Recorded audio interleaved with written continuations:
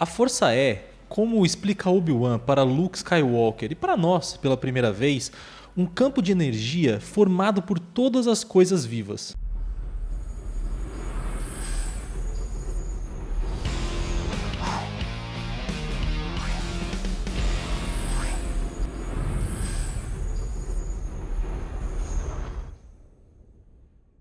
Debatida por mais de 25 mil anos antes da Guerra Civil Galáctica, por vários místicos e estudiosos de diversas espécies, a Força já teve muitos nomes e foi chamada, por exemplo, como Ashla pelos Lassats e por Corrente da Vida pelos Mustafarianos, entre outros. Em The Clone Wars, no 11º episódio da 6ª temporada, Qui-Gon Jinn consegue se comunicar com Yoda através do Fantasma da Força e explica como que ele consegue estar ali conversando apesar de ter sido morto no primeiro episódio, na Ameaça Fantasma.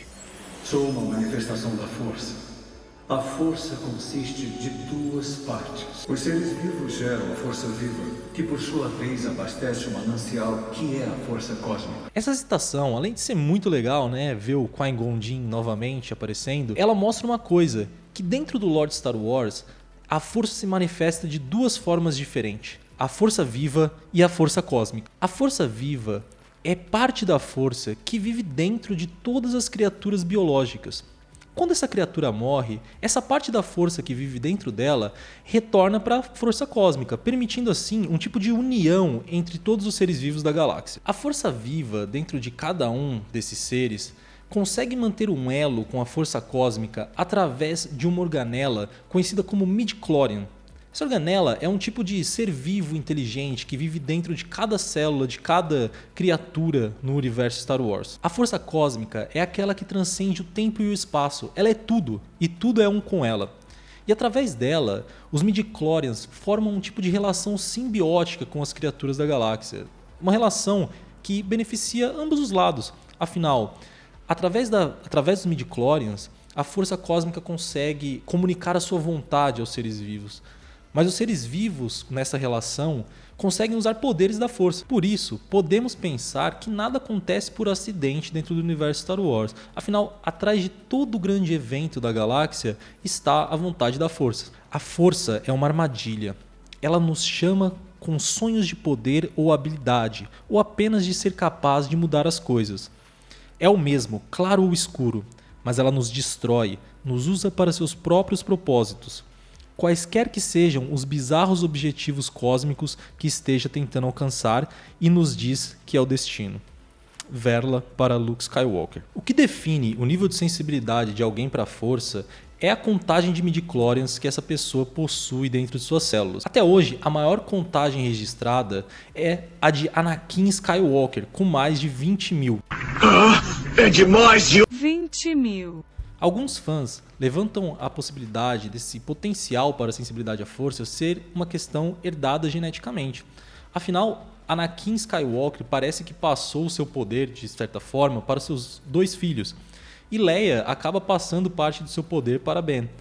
Pelo menos de acordo com o canon vigente. Se você quer saber mais sobre essa diferença entre canon e legend, confira esse vídeo que vai estar linkado aqui, que nós fizemos anteriormente, que apresenta muito bem toda essa questão. Apesar disso, devemos lembrar que o Código Jedi era contra relacionamentos e apegos e etc. Então é bem provável que boa parte dos Jedi apresentados não tenham sido filhos de Jedi, né? Faz muito sentido. Apesar de muitas religiões e culturas seguirem o caminho da força, com certeza a mais conhecida delas é a Ordem Jedi. Milhares de anos antes das Guerras Clônicas, quando a Ordem Jedi ainda era uma coisa só, um traidor, né, conhecido ali como a Junta Pau, pois é, não sei quem dá o nome dessas coisas no Star Wars, mas existem alguns nomes que, enfim. Esse traidor, ele tinha uma teoria de que para se tornar poderoso com a força, era necessário sucumbir às suas próprias paixões, aceitar a força com tudo aquilo que vinha do seu próprio ser, não pelo caminho pacífico e contemplativo dos Jedi. Obviamente, a Junta Pau foi expulso da Ordem, mas conseguiu levar vários outros Jedi com ele. Esse acontecimento resultaria em um período conhecido como Escuridão de 100 anos, que levou à formação do Sith e, consequentemente, a uma série de guerras pela história galáctica. Como resultado dessa divisão entre Sith e Jedi, a Força passou a ser conhecida majoritariamente por ser dividida em dois caminhos. O lado da luz, representado pelo poder contemplativo, altruísta dos Jedi, e o lado negro, representado pelo egoísmo, pela ganância dos Sith. Enquanto os Jedi utilizavam a Força através de um estado mental de paz e calma, os Sith se apoiavam no seu fogo interior da ganância, da paixão e do egoísmo para utilizar e acessar os seus poderes da Força, o que era considerado antinatural, pelos Jedi pelo menos.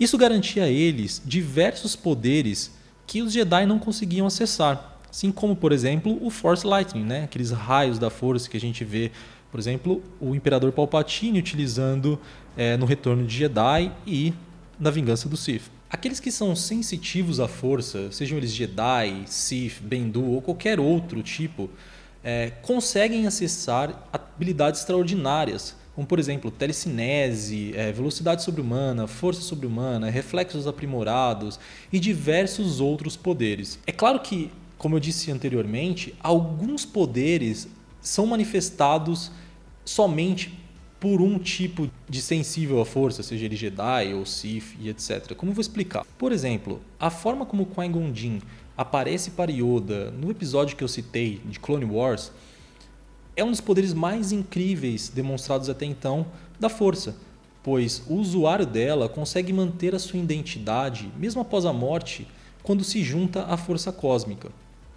Até hoje foram mostrados somente usuários do lado da luz que utilizavam esse poder, como por exemplo o próprio Qui-Gon Jinn, o Yoda, o Obi-Wan, o Luke Skywalker, o Anakin depois de se redimir e etc.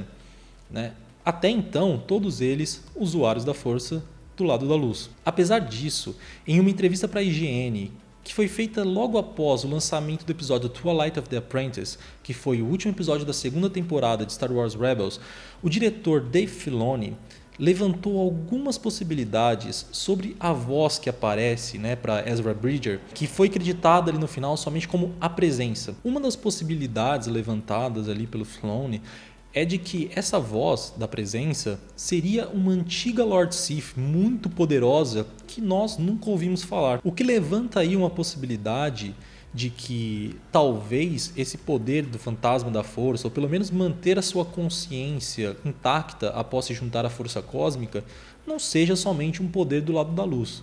Mas isso ainda não é certo. Após o grande purgo Jedi, quando Lord Sith e Supremo Chanceler Palpatine ordenou a destruição e morte de todos os Jedi, o Império recém-formado fez um grande esforço para colocar a força em descrédito. Dessa forma, a maior parte das pessoas, ou pelo menos grande parte delas, se tornou cética em relação à força. Nós temos um grande exemplo disso ali no Uma Nova Esperança, quando Han e Luke discutem sobre a falta de fé de Han Solo. Você não acredita na força, não é? Eu já voei de um lado a outro nessa galáxia, já vi muita coisa estranha, mas nunca vi nada que me fizesse acreditar que existe uma única força controlando tudo ao seu bel prazer. Não tem nenhum campo de energia mística controlando meu destino. É tudo besteira, truque barato pra enganar a trouxa. E o Han não é o único nos filmes que mostra esse ceticismo, né? O Almirante Mott, ele tem o seu primeiro contato com o poder da força muito desagradável ali naquela cena famosa com Darth Vader. Eu acho perturbadora a sua falta de fé. Além dos Jedi e do Sith, existiam ou existem muitas outras organizações e culturas que também seguem os caminhos da força e também conseguem acessar ali alguns poderes dela. Por exemplo, as bruxas de Dathomir. As Irmãs da Noite, elas conseguem acessar o poder da força de uma forma bem diferente dos Jedi do Sith, de uma forma mais mágica. Tem também alguns poderes com mais sutileza, da arte da enganação e coisas do tipo. Ou também os Jansarai, que por enquanto só estão no Legends, que era uma organização ali conhecida como a Verdade Oculta, os seguidores da Verdade Oculta, que acreditavam que a força, os caminhos reais da força, os caminhos verdadeiros, eles eram ali uma mistura entre o que os Sith e os Jedi acreditavam. Existem diversas organizações durante a história de Star Wars que também fazem o culto à força, como a Igreja da Força, os Guardiões de Whills, os Cavaleiros de Dooku e vários outros. Talvez mais pra frente eu faça um vídeo falando especificamente sobre cada uma delas. Bom, acredito que falei aí sobre as principais diferenças entre a força viva e a força cósmica, o lado da luz e o lado da sombra,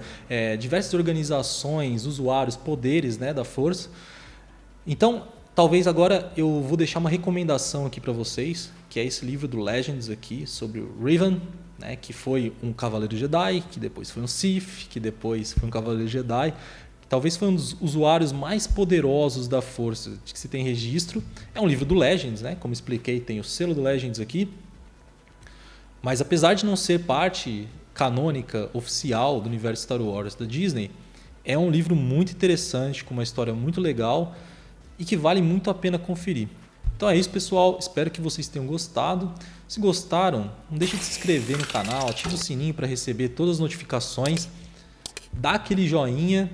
Comentem aí sobre o que vocês querem ver de conteúdo no futuro ou sobre aquilo que vocês mais gostaram no vídeo, sobre os usuários da força, que vocês mais gostam, etc.